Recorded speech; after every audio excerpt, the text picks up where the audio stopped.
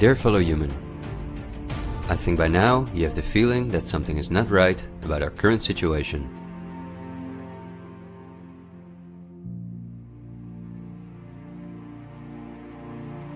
But I also think that the many ill-founded conspiracy theories may have caused you to distance yourself from both the media scaremongering and from those who spread the conspiracy theories. Still, I hope you will listen to me for a moment, because as you watch this video, hundreds of millions of people worldwide are falling into poverty because of the measures that have been in place for so long.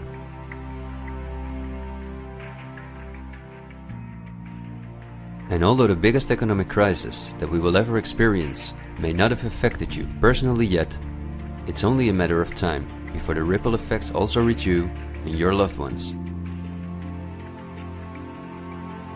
This is not alarmism, but the harsh reality we face. I also think that we can limit the damage and even benefit from it if we are properly and objectively informed about our current situation. Therefore, I would like to show you some easy verifiable facts that I think are essential. Less than a handful of mega corporations dominate every aspect of our lives. That may seem like an exaggeration, but from the breakfast that's on the table in the morning, to the mattress we sleep on at night, and everything we do, put on, or consume in between, all are largely dependent on these corporations. These are investment companies of immense proportions, and they manage the major money flows on Earth. They are the protagonists of the play which we are currently witnessing. So as not to take up too much of your time, I've summarized the most important information as briefly as possible. How does it work? Let's take as an example a company like PepsiCo, which is the parent company of many of the most popular soft drinks and snacks in the world. There appear to be many different competing brands, but they all come from the factories of a small number of corporations that together have a monopoly on the industry. Within the packaged food industry, there are a number of other major companies such as Unilever, the Coca-Cola Company, Mondelez, and Nestlé. On this image, you see that virtually every well-known brand in the packaged food industry belongs to one of these corporations. You can easily get this kind of information. You can verify it on the websites of the relevant brands or on Wikipedia. Companies of this size are usually publicly traded and have a board where the largest shareholders call the shots. On websites like Yahoo Finance, we can find detailed company information, including who the largest shareholders of these companies are. Let's take PepsiCo again as an example. We see that 73.14% of the shares are held by no less than 3,379 institutional investors. These include investment companies, mutual funds, insurance companies, banks, and in some cases governments. Let's look at who the largest institutional investors of PepsiCo are. As you can see, just 10 out of the 3,379 investors account for almost 1/3 of all shares. The combined share capital of these top 10 has a value of approximately $60 billion. But of those 10 investors, 3 own more shares than the remaining 7. Let's remember their names and let's see who owns the most shares at the Coca-Cola Company, Pepsi's big competitor.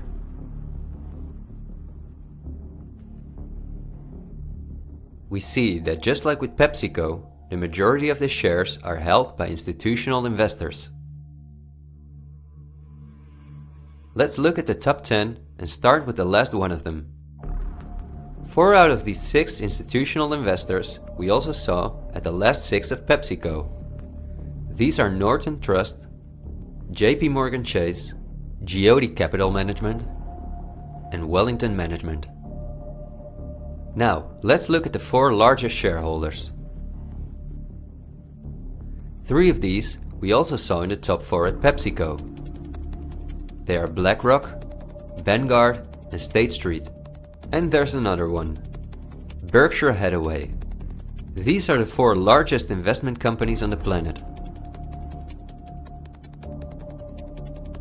PepsiCo and Coca-Cola are anything but competitors. But also the other big companies that own many brands, such as Unilever, Mondelez and Nestlé, are owned by the same small group of institutional investors. And you don't only find these names in the packaged food industry. For example, let's look up on Wikipedia what the largest companies are within the technology industry. Facebook owns WhatsApp and Instagram. Together with Twitter, they form the most popular social media platforms in the world.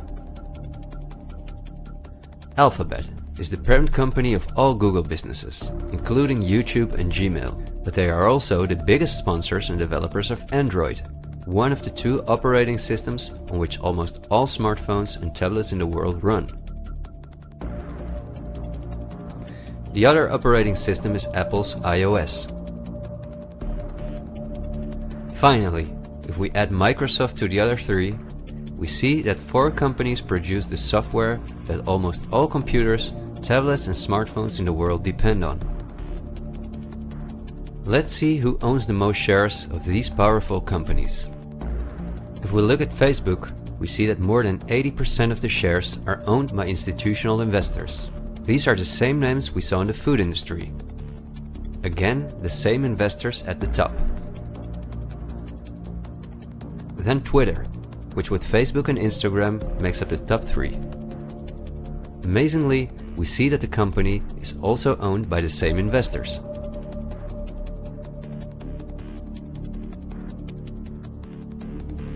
We see them at Apple, but also with their big competitor Microsoft.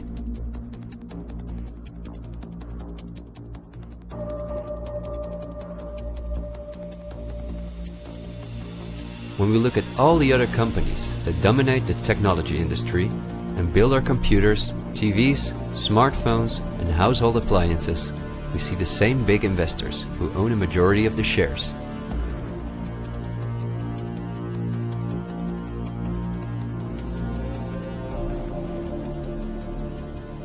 We see this within all industries around the world. And just to show you that I'm not exaggerating, I'll give you another example. Let's say we want to plan a vacation. On our computer or smartphone, we look for a cheap flight to the sun through websites like Skyscanner and Expedia, both of which belong to the same group of institutional investors. We fly with one of the many airlines, of which the majority of the shares are often owned by the same investors or by governments, like Air France-KLM. The aircraft we fly is in most cases a Boeing or an Airbus. Again, we see the same names. We look for a hotel or an apartment through Booking.com or Airbnb.com. Once we arrive at our destination, we go out for dinner, then we write a review on TripAdvisor. The same investors are at the basis of every aspect of our journey, and their power goes even much further, because even the kerosene that fuels the plane comes from one of their many oil companies and refineries. Just like the steel that the plane is made of comes from one of their many mining companies. This small club of investment companies, banks and mutual funds are also the largest shareholders in the primary industries, where raw materials come from. If we look on Wikipedia for the largest mining companies in the world, we see that their shareholders are the same institutional investors we see everywhere else. The same goes for the largest agricultural companies in the world, that our entire food industry depends on. For example, they own Bayer, the parent company of Monsanto, the world's largest seed producer, which produces 90% of all the cotton seed on Earth, as well as the majority of all other seeds. But these institutional investors are also the shareholders of the largest textile manufacturing companies in the world, and even the numerous popular clothing brands that turn the cotton into the clothes we wear are owned by the same group of investors.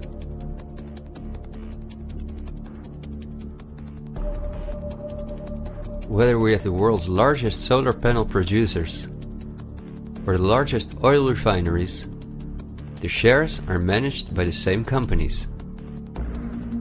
They own the tobacco companies, who produce all the popular tobacco brands in the world.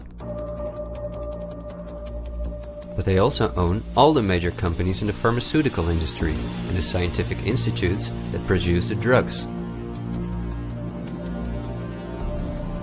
They own the companies that produce our metals and raw materials, and the entire automobile, aircraft and arms industry where those metals and raw materials are processed.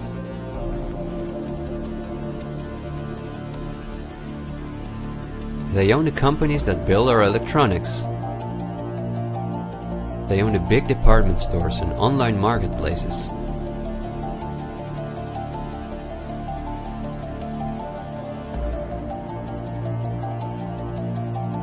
And even the payment methods that we use to pay for their products.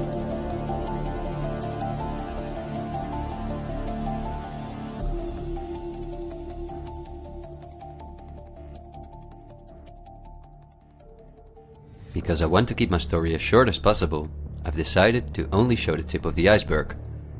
If you decide to investigate on your own, using the sources that you've just seen, then you will discover that even many of the most well-known insurance companies, banks, construction companies, telephone companies, restaurant chains, and cosmetic brands are owned by the same institutional investors we just saw.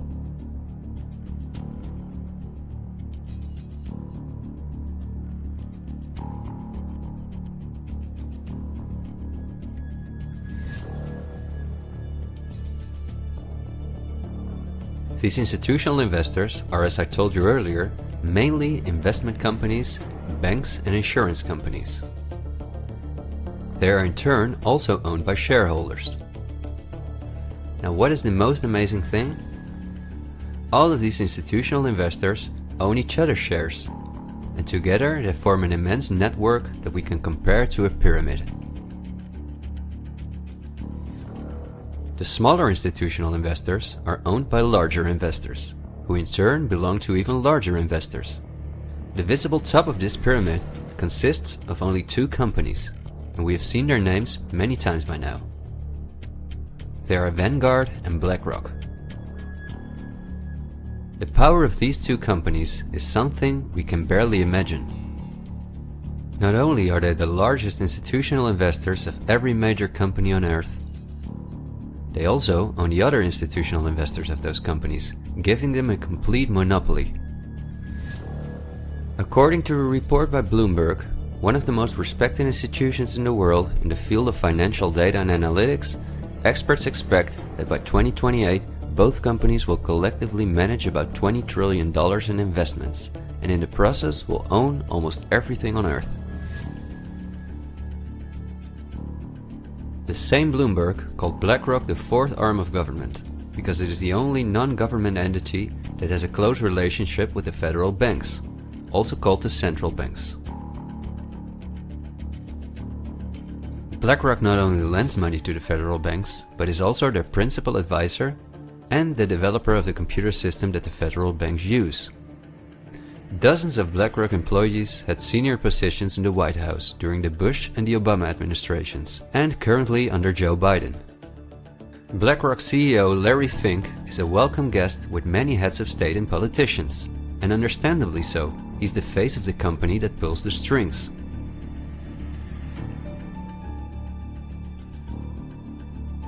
Yet Larry Fink does not pull the strings himself. In fact, BlackRock itself is owned by shareholders.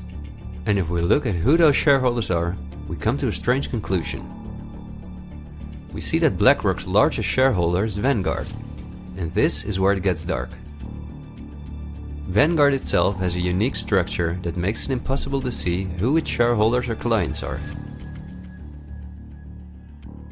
The elite who own Vanguard don't want anyone to know that they are the owners of the most powerful company on Earth.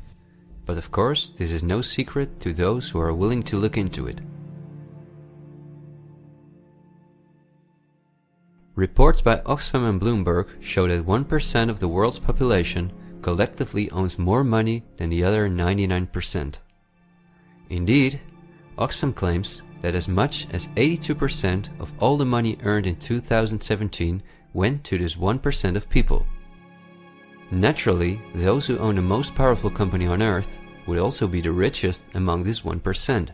In other words, they are part of the 0.001%. Forbes, the most well-known business magazine in the world, claims that by March 2020 there were some 2,075 billionaires. Oxfam's report showed that 2/3 of all these billionaires obtained their fortune through inheritances and monopolies.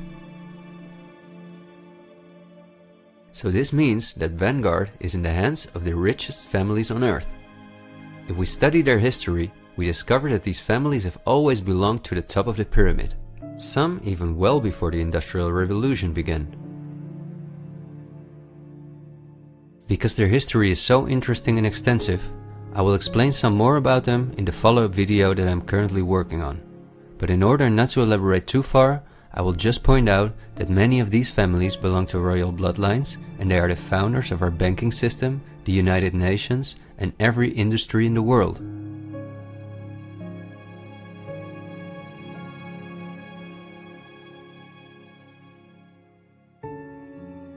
These families never lost their power, but because of an increasing world population, they were forced to hide behind investment companies such as Vanguard, whose largest shareholders are the private funds and non-profit organizations of these families.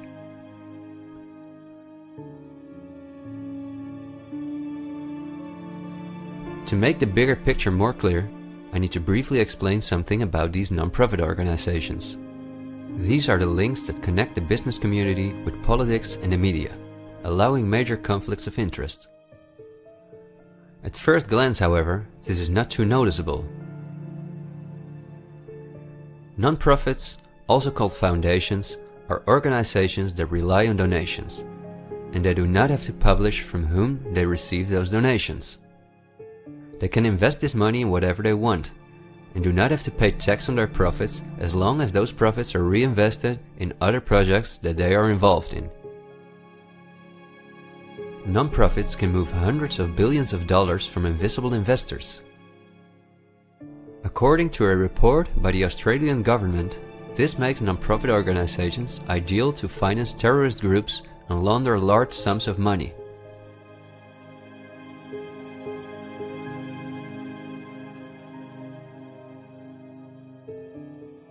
The foundations and funds of the families who are highest in the hierarchy of the 1% hide behind the scenes as much as possible. However, for cases that have a lot of publicity and attention, they use the foundations of philanthropist families that are lower in the ranking, but who are also extremely wealthy. In order to be concise, I will only highlight the 3 most important foundations in the world that connect all the industries in the world to each other. These are the Bill and Melinda Gates Foundation, the Open Society Foundations of the controversial multi-billionaire George Soros, and the Clinton Foundation. A very brief introduction to give you an idea of the size of these types of foundations. According to the official website of the World Economic Forum, the Gates Foundation is the largest funder of the World Health Organization, after President Donald Trump halted the funding of the WHO by the US in 2020. This makes the Gates Foundation one of the most influential organizations in the world in the area of everything that relates to our health. The Gates Foundation has a close partnership with the 16 largest pharmaceutical companies in the world, including Pfizer, AstraZeneca, Johnson & Johnson, BioNTech, and Bayer, and we have just seen who own the most shares of these companies.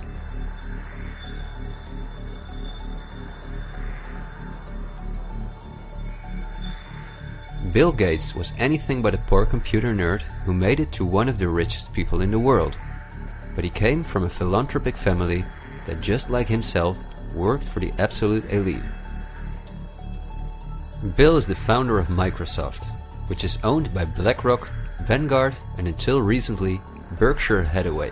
But at the same time, the Gates Foundation is the largest shareholder after BlackRock, Vanguard, and State Street in Berkshire Hathaway, where he was even on the board for a while. We would spend hours if we considered everything the Gates Foundation, the Open Society Foundations of George Soros, and the Clinton Foundation are involved in.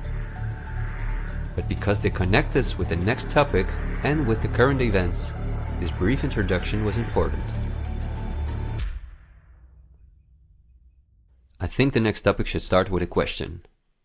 A random person like myself, with very little experience in video editing, using an old laptop, can in 20 minutes objectively portray that only 2 companies have a total monopoly over all the industries in the world.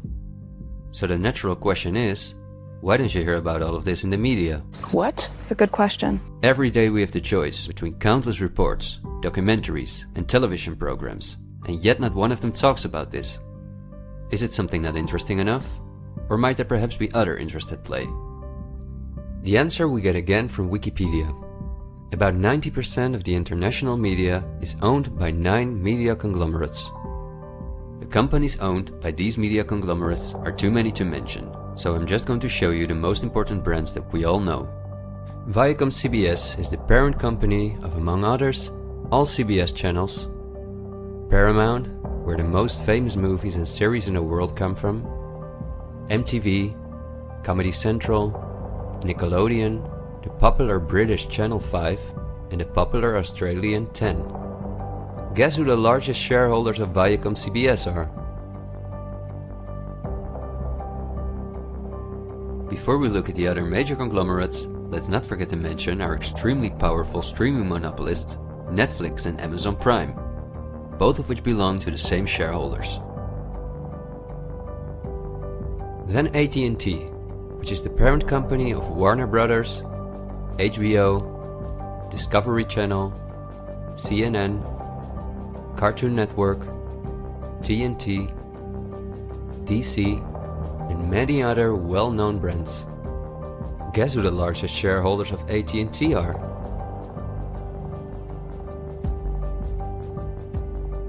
The third one is the all-powerful News Corp. This company owns many of the most well-known national and regional newspapers, magazines and TV channels in the US, the UK and Australia. The shares of News Corp are owned by the American multi-billionaire Rupert Murdoch and by the institutional investors we see everywhere else. News Corp's sister company is Fox Corporation, which is also one of the most powerful media conglomerates on Earth. Just like News Corp, it is owned by the Murdoch family and the usual investors. Then the Walt Disney Company, a conglomerate of unimaginable dimensions, with many subsidiaries such as Pixar, Marvel, 20th Century, Lucasfilm, ABC, National Geographic, and Hulu. Who are their biggest shareholders? Another powerful media conglomerate is Comcast. This is the parent company of NBC, DreamWorks, Universal, the Sky Group, Focus Features, Xfinity, and many other major media brands. As you would expect, their largest shareholders are Vanguard and BlackRock.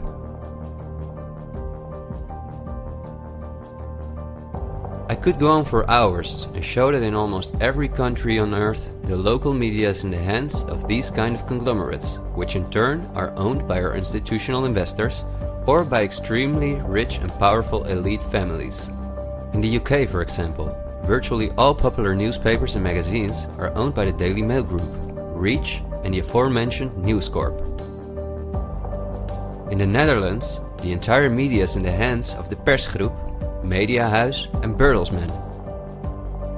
And in Germany, the entire media is either controlled by the German government, ProSiebenSat.1, Axel Springer, and again, Bertelsmann, which is also a conglomerate of unprecedented dimensions. Not only is this the parent company of the largest book publisher in the world, Penguin Random House, and owner and founder of BMG Music, Bertelsmann also controls a large part of the European media through their subsidiary RTL, a company with 67 TV channels, 10 streaming platforms and 38 radio stations. Bertelsmann is owned by the ultra-rich Bertelsmann-Mohn family, who openly collaborated with the Nazis. Because of this, Reinhard Mohn was held as a prisoner of war in the US. Besides RTL, Bertelsmann also owns a large part of the French mainstream media. And together with Mediaset, the powerful Italian conglomerate of former President Berlusconi that controls the most important part of the Italian mainstream media, they also own all popular Spanish TV channels. Now, to complete the picture, let's look at where the news comes from that all these media outlets are feeding us on a daily basis. The various news media do not produce their news themselves, but use information and images from news agencies such as Reuters, the Dutch ANP, and the French AFP. These organizations are anything but independent. Reuters is owned by the powerful Canadian Thomson family. The ANP is owned by Dutch investor Kees Omen, and the AFP is largely financed by the French government.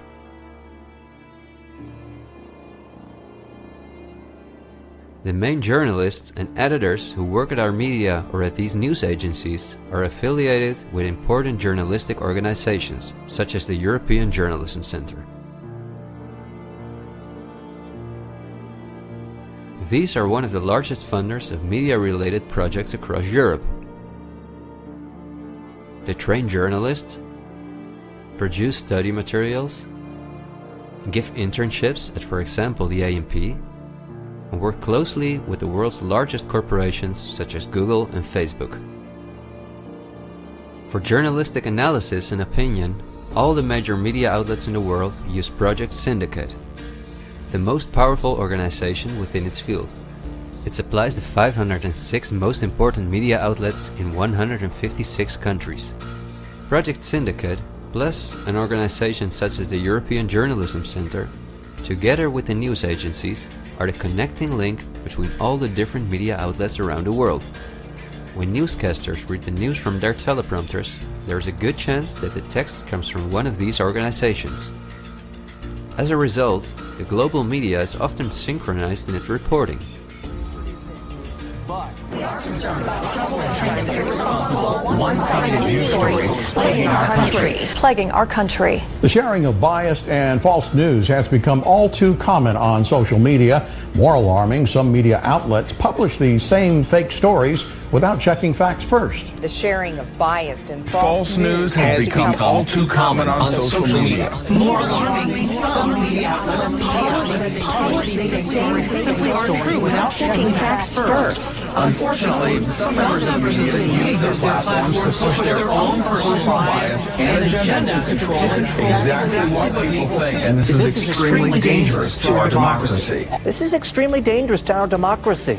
This is extremely dangerous to our democracy. This is extremely dangerous to our democracy. This is extremely dangerous to our democracy. This is extremely dangerous to our democracy. This is extremely dangerous to our democracy. This is extremely dangerous to our democracy. This is extremely dangerous to our democracy. This is extremely dangerous to our democracy. This is extremely dangerous to our democracy. This is extremely dangerous to our democracy. This is extremely dangerous to our democracy. In September 2020, the European Journalism Centre and Facebook set up a fund to support selected news organizations to do the reporting during the corona crisis. Let's see who the organizations are that, along with the news agencies, produce our news. At Project Syndicate, we see the Bill and Melinda Gates Foundation, the Open Society Foundation, and the European Journalism Centre.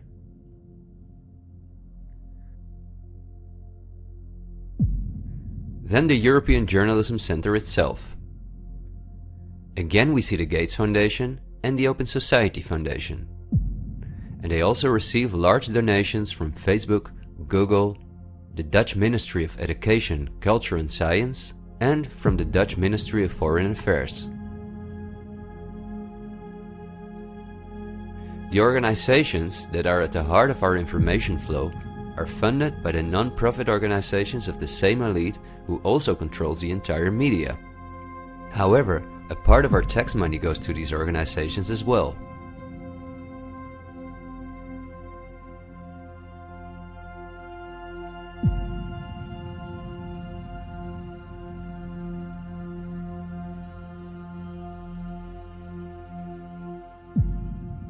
Okay, I realize this was a lot of information to process, and believe me, I've made it as short as possible, and I've only used those examples that seem necessary to show you the overall picture, so you can understand the current situation better. It is an all-encompassing topic that can change our view on many historical events, but my goal is to inform you about the danger in which we presently find ourselves. There will be enough time for us to delve into the past, so let's talk about the current events now. The elite that controls every aspect of our lives, up to the information that we receive, depends on an unimaginably coordinated collaboration to keep all the different industries on Earth connected to each other, in order to ensure they all work in the elite's interests. This happens at the World Economic Forum, one of the most important organizations in the world. At its annual meeting in Davos, the CEOs of the largest companies on Earth gather along with heads of state, politicians, and other influential individuals and organizations like UNICEF and Greenpeace.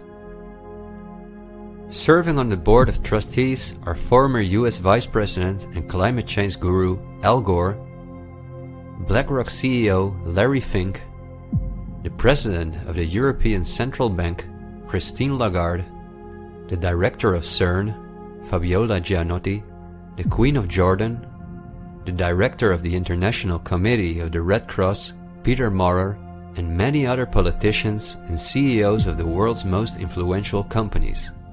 According to the WEF's official website, their annual membership fee ranges between 53,000 and 530,000 euros. But according to the WEF's year reports, around 71% of their total budget comes from its partners, who in this way pay for the membership of young politicians who cannot afford their own fee. Wikipedia reports the following. According to critics, the WEF is a business forum where the wealthiest companies can negotiate deals with other companies or with politicians. The purpose of the WEF for many of the participants would be personal gain instead of solving global problems. I don't like to make assumptions, but would there be so many problems on Earth if the key industry leaders, bankers and politicians since 1971 had gathered annually to solve our world's problems? Is it not strange that the world's leading environmental organizations have been meeting for 50 years with the CEOs of the most heavily polluting corporations while things just keep getting worse for our natural world?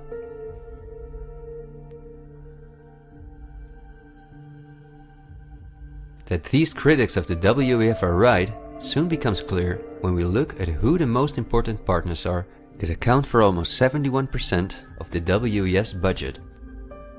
They are BlackRock, the Open Society Foundations, the Bill and Melinda Gates Foundation, and many other large corporations of whom Vanguard and BlackRock own the shares directly or indirectly.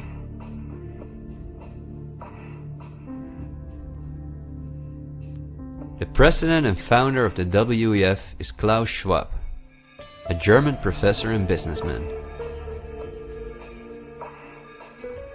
In his book, The Great Reset, he describes in detail the plans of his organization.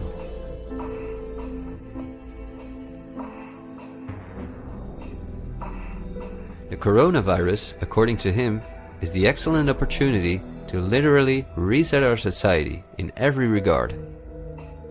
He calls this Build Back Better, and this slogan seems to be the motto of all globalist politicians in the world.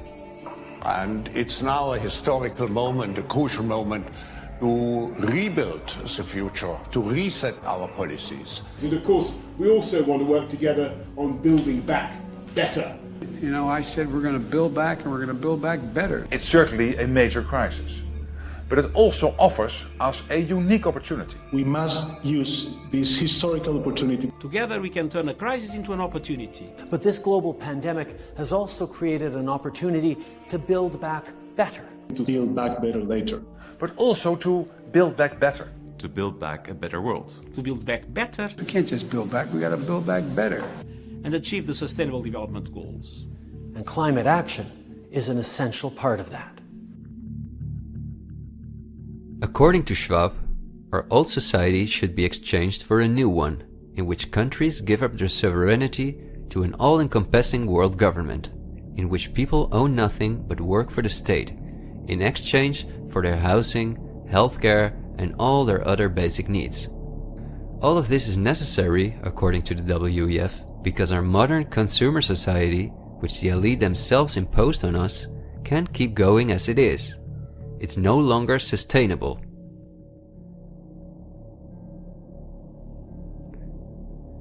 Schwab says in his book that we will never return to the old normal. And the WEF published a video that makes it clear that in 2030 we will own nothing, but we will be happy.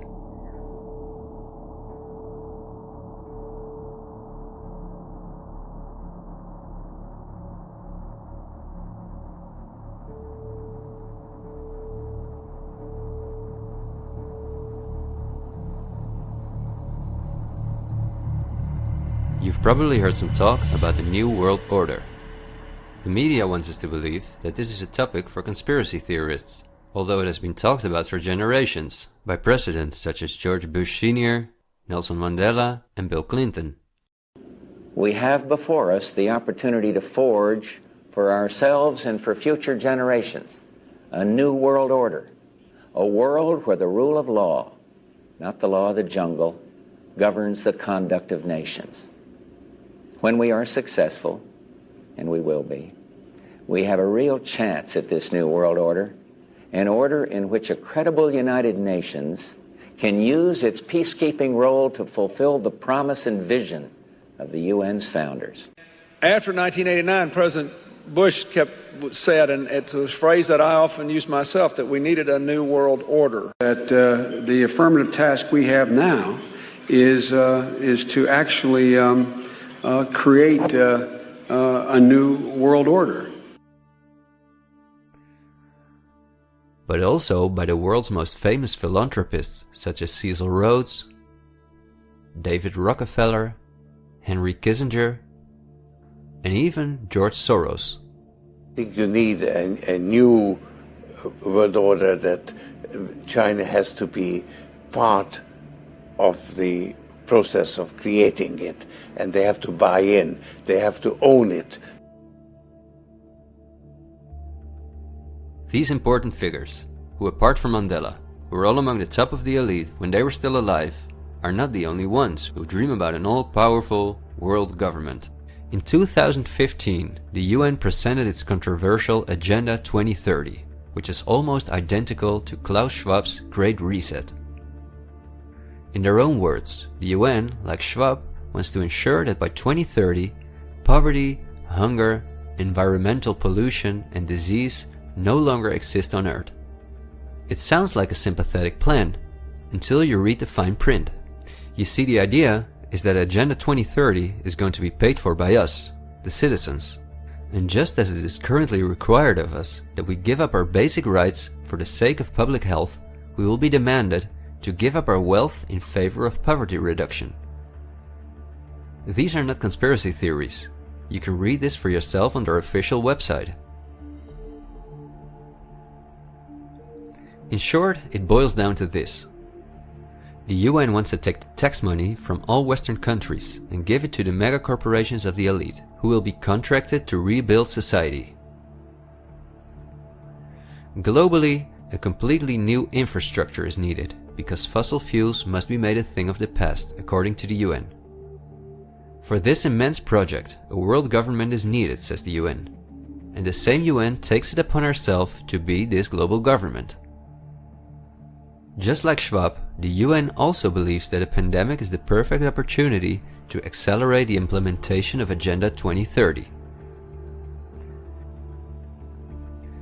It is worrisome that the WEF and the UN openly admit that they consider pandemics and other disasters as an opportunity to transform society, especially since we have seen that the elite have all the resources at their disposal to make us believe that there is a pandemic, and even to create one.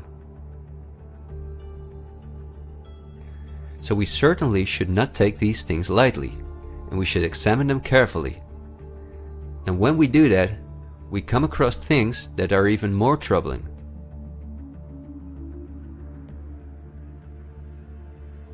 On Friday, October 18, 2019, months before the pandemic was declared, a meeting was held at the Pierre Hotel in New York City for a select group of about 130 very important guests, including politicians and the world's most respected medics and pharmacists. The purpose of the meeting was to simulate the possible scenarios in the event of a global pandemic. This could be a coincidence, you might say. For this simulation, however, a coronavirus was used as an example. The simulation covered in detail how the coronavirus would develop and how they could only control this through the intensive collaboration of entire industries, governments, and government agencies. Once again, a new world order to save us from destruction. Does it surprise you when I tell you that this meeting, called Event 201, was organized by none other than the World Economic Forum, the Bill and Melinda Gates Foundation, and the Johns Hopkins Institute? This is not a conspiracy theory. Check the official website of Event 201 for yourself.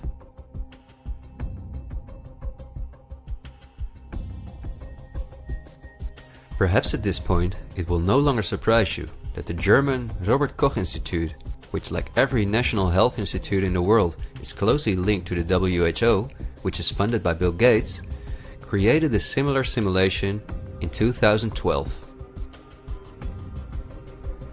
As was the case during Event 201, the simulation assumed the coronavirus. This simulation assumed that in a Southeast Asian food market, a coronavirus would spread from animal to human. How coincidental, isn't it? In this simulation, it takes several weeks for the authorities to identify the virus, allowing it to spread worldwide. The simulation is made of the consecutive 3 years, in which there are lockdowns and economies are destroyed. But also the impact on society is simulated in all aspects, even the protests. I won't tire you with the details. In fact, you can download this analysis for yourself from the website of the German government. The last thing I want to show is an excerpt from a lecture that Belgian top virologist Mark van Ranst gave on January 22, 2019 at the Chatham House, a major non-profit organization in London, where important world leaders meet to discuss global issues. Winners of the Chatham House Prize include Hillary Clinton, Melinda Gates, and John Kerry.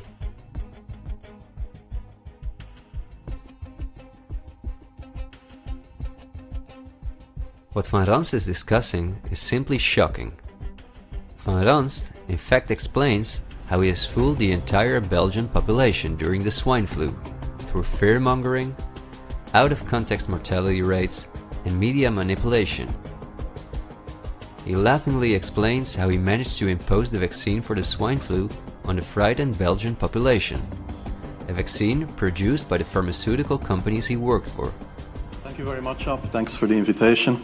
And I was asked to tell you about my experiences being the crisis manager, the flu commissioner for Belgium, and highlighting the communication. And then you have one opportunity to do it right. I mean, day one is so important. In day one, you start your communication with the press, with the people, and you have to do it right. I mean, you have to go for one voice, one message. In Belgium, they chose to appoint a non-politician to do that. I mean, I have no party affiliations, and that makes things a little bit, at that time at least, a little bit easier, because you're not attacked politically, majority, minority. That doesn't come into play, and that was a huge advantage. The second advantage is that you can play in Brussels the complete naive guy and get a lot more done than you would otherwise be able to do. You have to be omnipresent that first day or the first days, so that you attract the media attention. You make an agreement with them that you will tell them all, and if they call, you will pick up the phone. When you do that, then you can profit from these early days to get complete carpet coverage of the field, and they're not going to search for alternative voices there. And if you do that, that makes things a lot easier. These first weeks, that's easy street. when you have no opposition and everybody needs news and they can come to you for news, you can bring quite a lot of neutral information, and it is picked up, and it is well, the news is brought the way you bring it, and that is you can only do that in the first couple of weeks or months. And then you have to say, okay, well, we will have H1N1 deaths. Of course, that would be unavoidable. I used there Sir Donaldson's quote, where he said that in the UK, by the peak of the epidemic, 40 people would die per day at the end of the summer. So 62 at that time million people in the UK, 40 deaths a day. I worked it out for Belgium. That would be 7 deaths a day at the peak of the epidemic. I used that in the media. 7 Belgian flu deaths per day at the peak of the epidemic would be realistic. That is true in every year, even interpandemically. That is very, very conservative. However, talking about fatalities is important, because when you say that, people say, wow, what do you mean? People die because of influenza? And that was a necessary step to take. And then, of course, a couple of days later, you had the first H1N1 death in the country, and the scene was set and it was already talked about. And then you had to pick who is going to be vaccinated first. And then, well, women and children first, whatever. I mean, risk groups, they were important. And then I misused the fact that the top football soccer clubs in Belgium inappropriately and against all agreements vaccinated they made their soccer players priority people. So I said I can use that, because if the population really believes that this vaccine is so desirable that even the soccer players would be dishonest to get their vaccine, I said, okay, I can play with that. So I made a big fuss about this. This is Van Ranst is raving mad, but it worked. The Chatham House organization is also funded by all major corporations of the elite, the Gates Foundation and the Open Society Foundations. We could talk for hours about the coronavirus, which has a survival rate of 99.98%, and about the incomprehensible measures that are destroying our society. Millions of entrepreneurs have lost their income. Countless elderly people have died in loneliness, isolated from their families. But I think we have reviewed enough facts that put the global COVID measures in a broader context, seen from the perspective of the elite. This extremely wealthy elite, collectively of tens of thousands of billions, has no problem whatsoever with the fact that more than 40% of the world's population has to live on less than $5.50 a day, or that millions of children are dying from the drinking water contaminated by them, or from malnutrition, or by their bullets and bombs. They just want to get more powerful. The elite have absolutely no intention to share their wealth with us. In fact, they are honest about their plans to take even the last bit from us, and those plans are being rolled out as I'm telling this.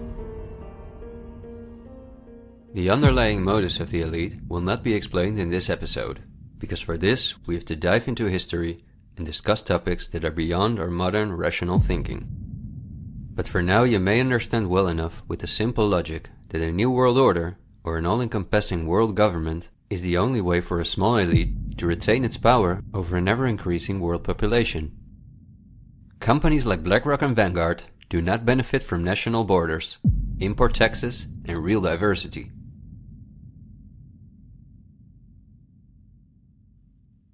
Only through fear and media manipulation can they maintain their grip on all of us. And I deliberately haven't even mentioned the inhumane blackmailing methods by which the elite keep their own most important minions in line. Because if this topic has aroused your curiosity, you will undoubtedly find out all about this in time. The elite have no intention to cure us from the countless diseases we've contracted from the toxic food they've produced, and from the environmental pollution which they have caused. After all, if we didn't get sick, the entire pharmaceutical industry would collapse. Nothing sells like fear is the motto of top virologists like Mark van Ranst. You will be amazed, as I was, when you discover that we have been warned countless times about this elite. I think we're being run by maniacs. If anybody can put on paper what our government and the American government, etc., and the Russian, Chinese, what they are actually trying to do, I think they're all insane. But I'm liable to be put away as insane for expressing that.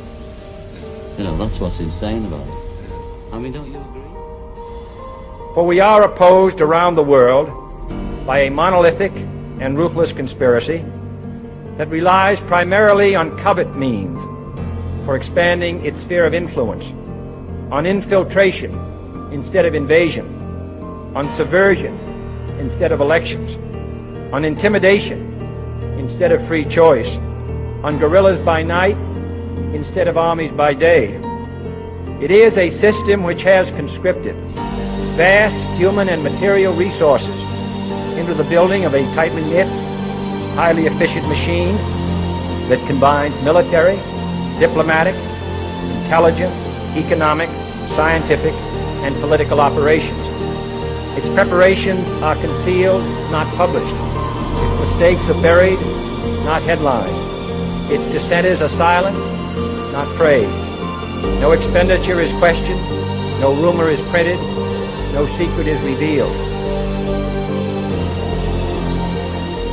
President Kennedy has been assassinated. It's official now. The president is dead.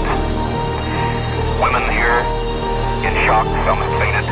Men, Secret Service men standing by the emergency room, tears streaming down their face. There's only one word to describe the picture here, and that's grief, and much of it. It's official. As of just a few moments ago, the President of the United States is dead.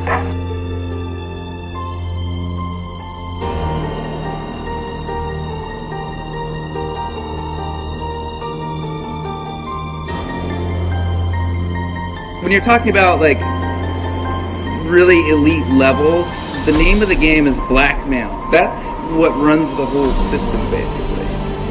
They want compromised people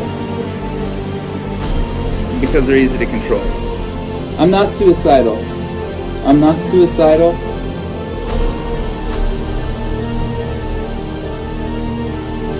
The deep state is those people within the U.S. government that are career employees that cannot be fired by people that we elect, by the Congress or the President. Are these people in control? Can they enact laws? Fuck yes.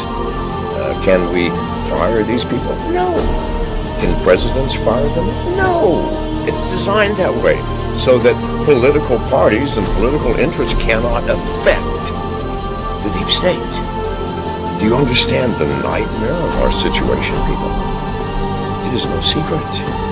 It is as open as it can be. The deep state does control America. Wake up, people, please. God, use some common fucking sense. Thank you.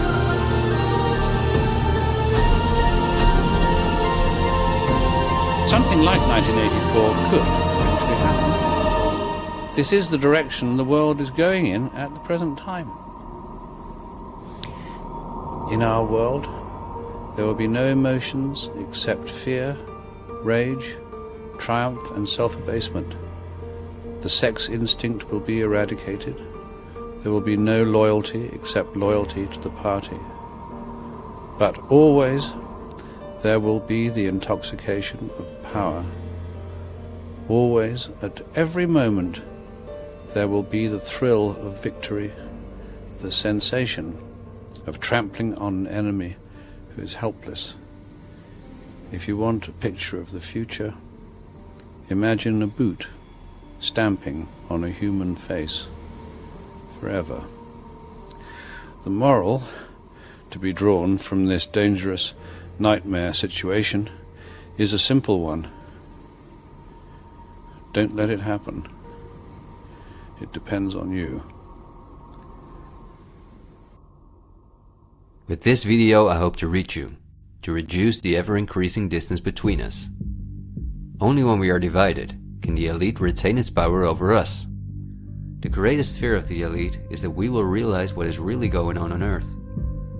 And the only way the elite thinks they can prevent this from happening is through censorship,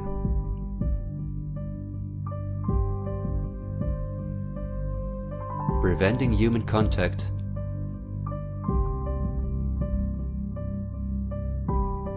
the incessant framing of political opponents and those who think differently,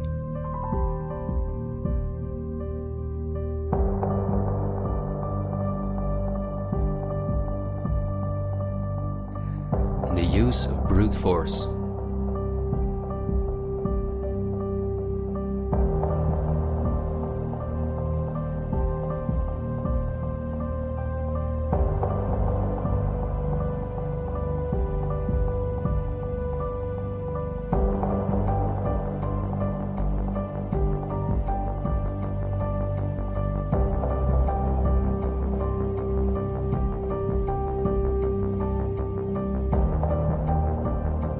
The plans of the elite are clear, and so is the ruthless way in which they want to accomplish them.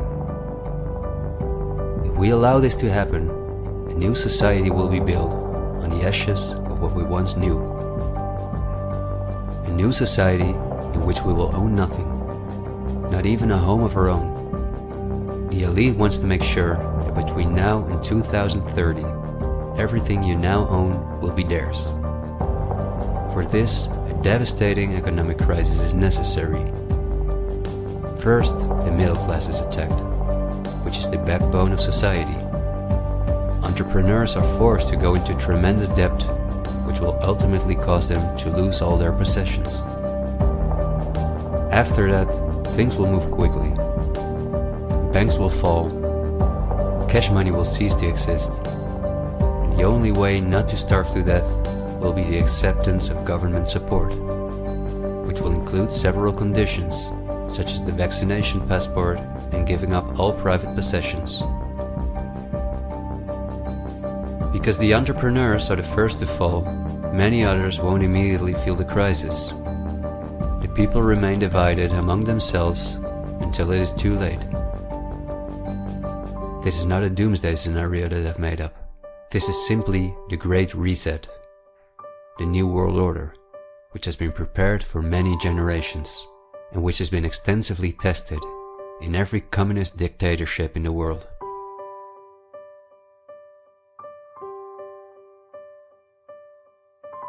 But this can also go a different direction, and instead of a great reset, we can cause a great awakening and create a world where no one has to go hungry, and where we can live in a sustainable way, in freedom with each other and with nature. This is not an idealistic daydream. There have always been forces that have sought to break the power of the elite, but until recently, our means of communication were always insufficient to get a mass network in motion. The elite have always kept us in ignorance about the discoveries of geniuses such as Tesla, who was far advanced in the field of clean, free energy. Or Dr. Rife, who used radio waves to cure at least 16 terminal cancer patients before he, just as Tesla, died in a suspicious manner. Or Henry Ford, who in 1941 had already made a car out of bioplastic that proved stronger than steel. The elite have hidden countless such techniques from us because they form a threat to their monopolies in every industry. These were techniques that would have given us freedoms and put the elite's power at risk, which is based on our fear and dependence on their projects. These are not conspiracy theories, but facts. What I am saying is that a world of new possibilities is opening up for all of us, where there is no poverty, no pollution, diseases, or wars, and in which governments work for the welfare of the people rather than the other way around. Countless ailments that provide the pharma industry with hundreds of billions of dollars will be cured. No one will have to work their ass off to live a dignified life.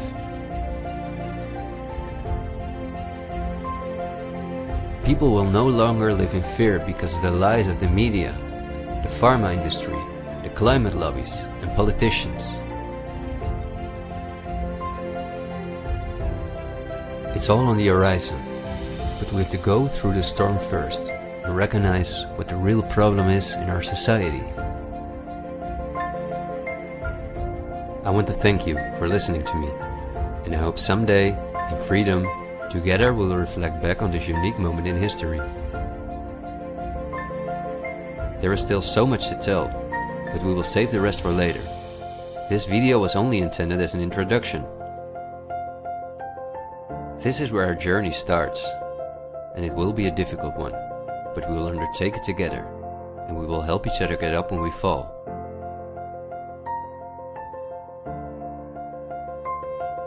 We will not be afraid. We are the 99%.